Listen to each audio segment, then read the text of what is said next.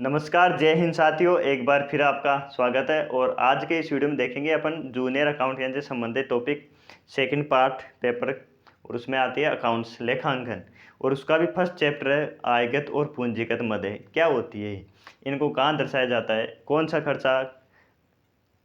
खर्चा पूंजीगत है और कौन सा खर्चा आयगत है, उनका कौन सा अकाउंट डेबिट होगा, कौन सा अकाउंट क्रेडिट होगा, बैलेंस शीट में कौन सा जाएगा, लाभ हानि खाते में कौन सा जाएगा, इनकी पहचान कैसे करें। पहले पहचान करना सीखेंगे, फिर उनकी अपन आगे से आगे स्टार्ट करेंगे। तो कोई भी अपन, मैंने लिखा है इधर, कोई भी मशीन होती है तो पहली बार up to ready to put to use तक के जितने भी खर्चे होते हैं वो पूंजीगत होते हैं। आपको समझ में नहीं आया, ये तो पढ़ा रटा हुआ था, इसको जाने तो एक बार मैं आपको बताता हूँ सिंपल, कि अपन व्यापार स्टार्ट करते हैं या कोई फैक्ट्री लगाते हैं, छोटा मोटा कुछ भी कर लो, तो उसके लिए मशीनों की आवश्यकता होती है।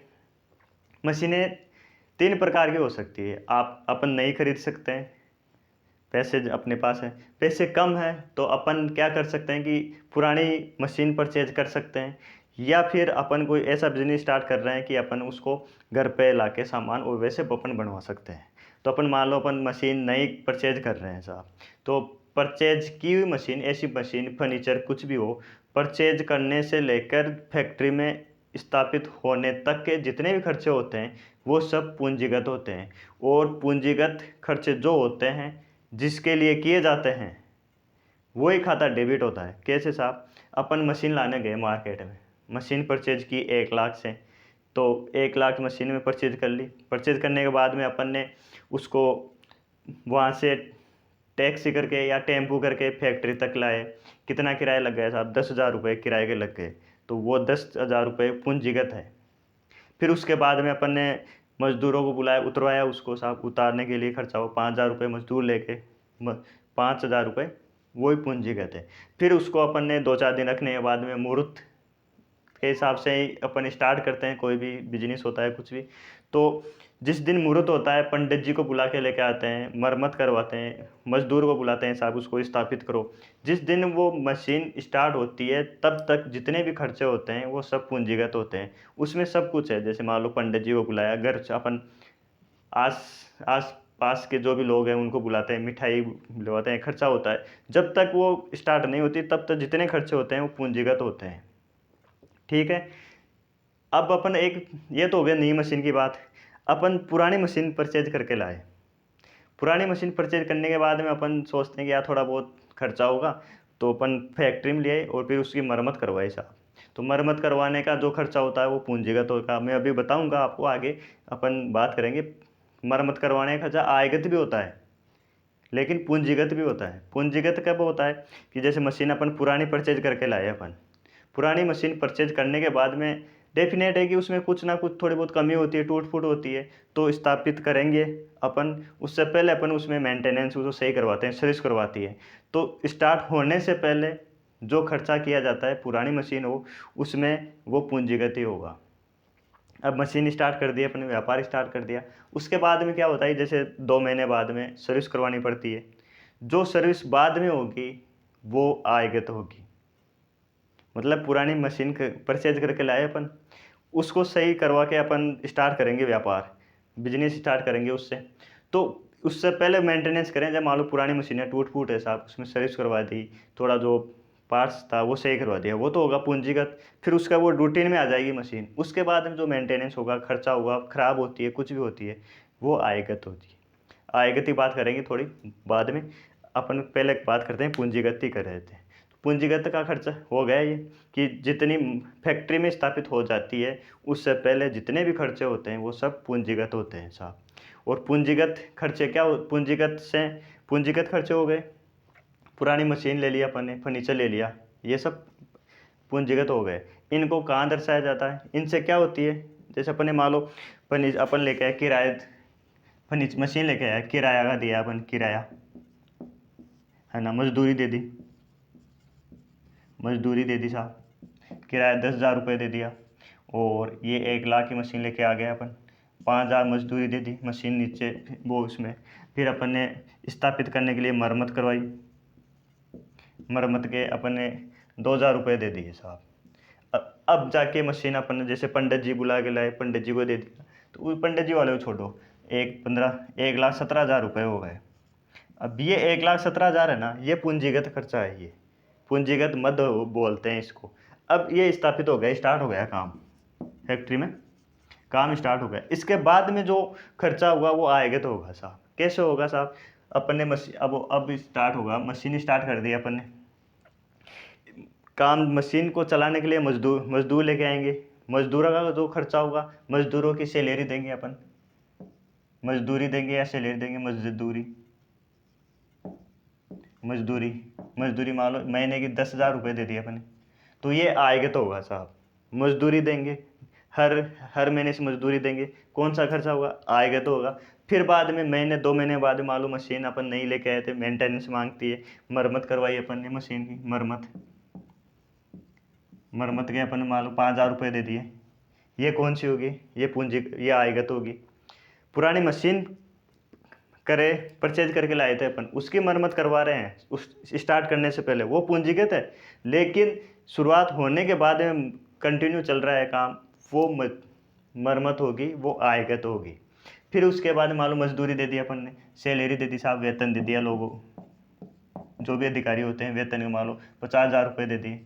अब आपको ये देखना है कि ये वेतन बार बार होगा, जो खर्चा बार बार होता है स्थापित होने के बाद में, वो सब आयगत होते हैं। हर महीने के महीने में वेतन दिया जाएगा, आयगत है। मरम्मत 6 महीने से होगी, या जो भी 6 महीने से होती है, 2 महीने से होती है, 1 साल से होती है, वो क्या होगी? आयगत होगी। मजदूरी हर साल दिया जाएगा अपन को। अपन बीमा करवाते हैं साहब, कंपनी भी उसमें फैक्ट्री का या मशीन का बीमा भी क्या होगा साहब? बीमा भी आयगत होगा, 1 साल के लिए होता है, तो वो उसके बाद में अपन जैसे मान लो और भी माल बेचते हैं या माल खरीद के लाते हैं मशीन के लिए। मान लो अपन पेपर की फ़ोटोकॉपी मशीन लेके आए, तो फ़ोटोकॉपी के लिए कागज़ लेके आएंगे, पेपर लेके आएंगे, वो क्या होगा? वो आयगत होगा। ये चीज़ समझ में आ गई आपको, आयगत और पूंजीगत। अब इनको अपन बात करते हैं आगे कि ये इनसे क्या होता है। जैसे पूंजीगत हो गई, इसको कहाँ दर्शाया जाता है, और जो मजदूरी वो आयगत है उसको कहाँ दर्शाया जाता है। तो स्थापित होने के बाद में जो लागत बनती है ना, उसको बोलते हैं ऐतिहासिक लागत। कौन सी लागत बोलते हैं?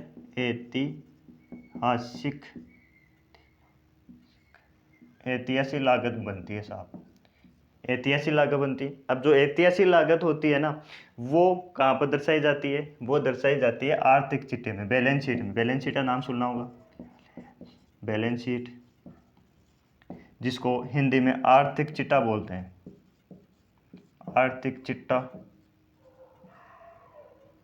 चिट्ठा बोलते हैं, या तुलना पत्र ही बोलते हैं, तुलना पत्र बोलते हैं।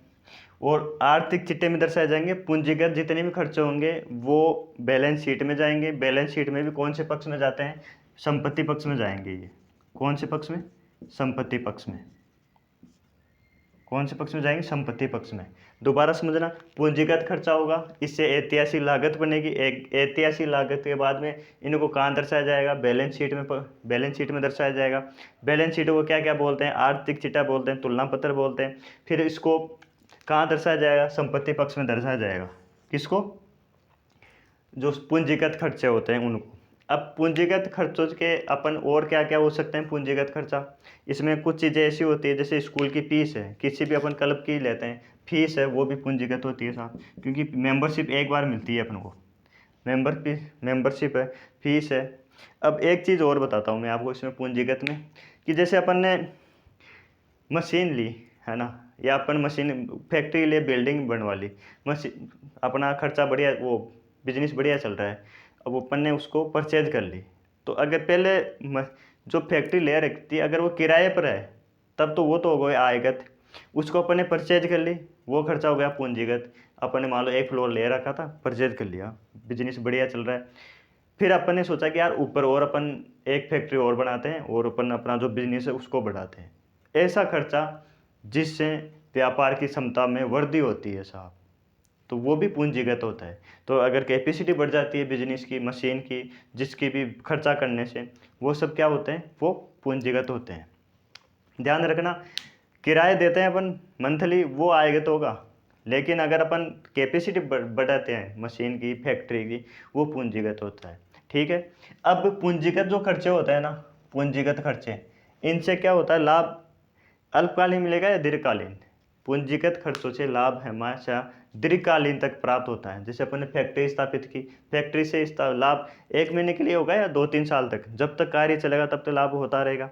तो लाभ दीर्घकालीन होते हैं अपन को, और भविष्य के लाभों तक अपन को मिलता रहता है। ठीक है, और ये चीज़ हो गई अपने पूंजीगत दोबारा मैं बता देता हूँ। ऐसे खर्चे जो मशीन को फैक्ट्री तक लाने के स्थापित शुरू होने से पहले जितने भी खर्चे होते हैं वो सब पूंजीगत होते हैं। ठीक है, अब एक क्वेश्चन और बनता है इसमें, एक बार मैं इसमें पूंजीगत में और बता दूं। अपन ने मशीन परचेज की है ना, मशीन परचेज की अपन ने 1 लाख रुपए की। तो क्वेश्चन ये बोलता है कि 1 लाख रुपए की मशीन परचेज की, कौन सा खाता डेबिट होगा? मशीन खाता डेबिट होगा। कौन सा होगा? मशीन खाता।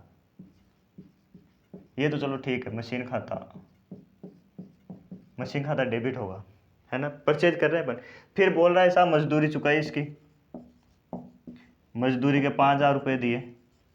अब ये पूछता है कि मशीन खरीद के लाए आप और 5,000 रुपये मजदूरी के चुकाए, कौन सा खाता डेबिट होगा? मजदूरी खाता डेबिट होगा या मशीन खाता डेबिट होगा?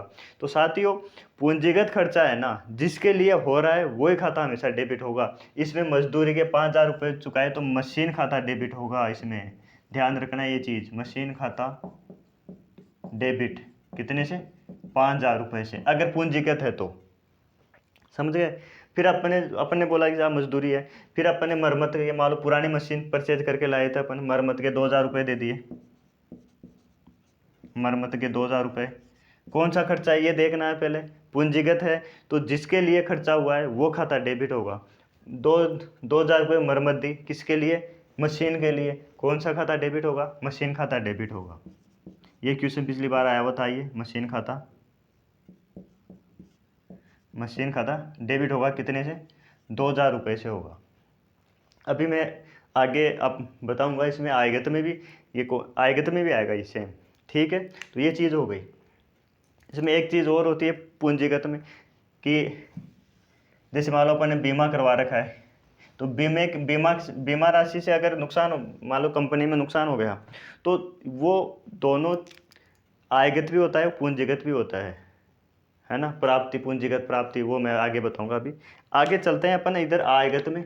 आयगत के अंदर ये चीज़ हो गई बैलेंस शीट, ऐतिहासिक लागत। कौन से किस में जाएगी? ऐतिहासिक लागत बैलेंस शीट में जाएगी, बैलेंस शीट में भी संपत्ति पक्ष में जाएगी। अब अपन बात करते हैं साहब डेली रूटीन के, दैनिक कार्य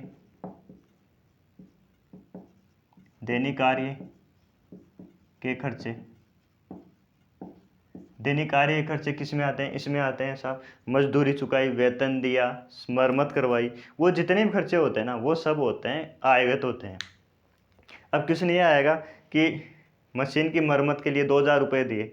अब ये नहीं बताया गया कि मशीन खरीद के लाए थे, फिर 2,000 रुपये दिए, तब तो मशीन खाता डेबिट होगा। अब ये बोला गया है कि मशीन की मरम्मत करवाई, 2,000 रुपये दिए साहब, कौन सा खाता डेबिट होगा? तो मरम्मत खाता डेबिट होता साहब, मरम्मत खाता DR होगा। कितने से? 2,000 रुपये, जितने दे रखा है उतना।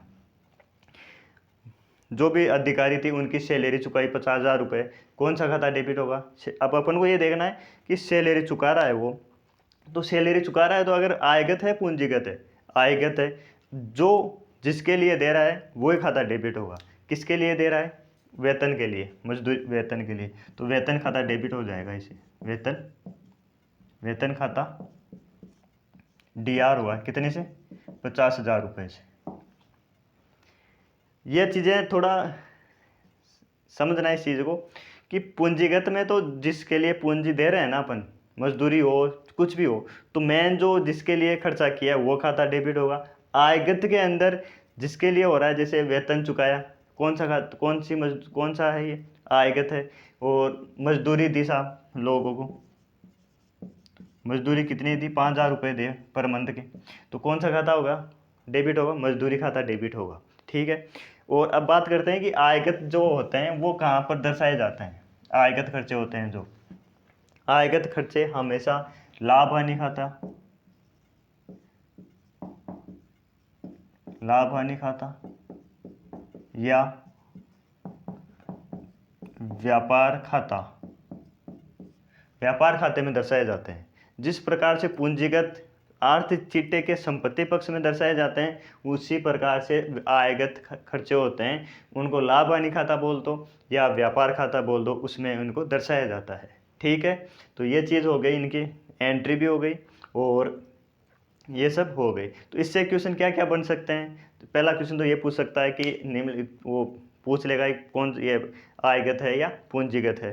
फिर ये पूछेगा कि इनको कौन से पक्ष में दर्शाया जाता है। संपत्ति की ऐतिहासिक लागत है, उसको कहाँ दर्शाया जाता है, उसको आर्थिक चिट्टे के संपत्ति पक्ष में दर्शाया जाता है। और आयगत खर्चे को कहाँ दर्शाया जाता है? आयगत खर्चे को दर्शाया जाता है लाभ हानि खाता बोल दो या व्यापार खाता बोल दो। एक चीज़ और आती है इसमें, विज्ञापन व्यय होता है एक। विज्ञापन व्यय ये देखना है अपन को, अगर बाहरी विज्ञापन व्यय है, बाहरी विज्ञापन व्यय उसको बोलते हैं आस्थगत। बाहरी विज्ञापन व्यय, बाहरी विज्ञापन व्यय, इसको बोलते हैं आस्थगत, आस्थगत आयगत, आस्थगत। बाहरी विज्ञापन व्यय कैसे? जैसे मान लो अपन ने शुरुआत में स्टार्ट की अपने कंपनी, उसके लिए मान लो फ्रंट पेज पे अपन ने ऐड दिया अखबार के अंदर, 5-10 लाख रुपए का दे दिया साहब, तो वो कौन सा हुआ? बाहरी विज्ञापन, आस्थगत आयगत व्यय होगा साहब। ठीक है, नॉर्मल दिया वो आयगत होगा। आस्थगत आयगत वो होता है बाहरी विज्ञापन में जो सफल होता है, सफल रहता है। वैसे नॉर्मल विज्ञापन दे रहे हैं तब, तो वो अपन स्टार्ट होने के बाद में दे रहे हैं, 1 महीने से दे रहे हैं, 2 महीने से दे रहे हैं, पंपलेट दे रहे हैं अखबार में, वो कौन सा होगा? आयगत होगा। ठीक है, इसमें लगभग मैंने ये चीज़ें बता दी है आपको, पूंजीगत और आयगत। ठीक है, और ये प्रयास था छोटा सा, कैसा लगा आपको ये बताना ज़रूर। लगभग जो भी, अगर आप तैयारी कर रहे हो, सेल्फ स्टडी कर रहे हो, तो मैंने ये समझाने की कोशिश की है सिंपल लैंग्वेज में, आयगत और पूंजीगत। ठीक है दोस्तों, आज के वीडियो में इतना ही, मिलते हैं नेक्स्ट वीडियो में। जब तक जय हिंद, जय भारत।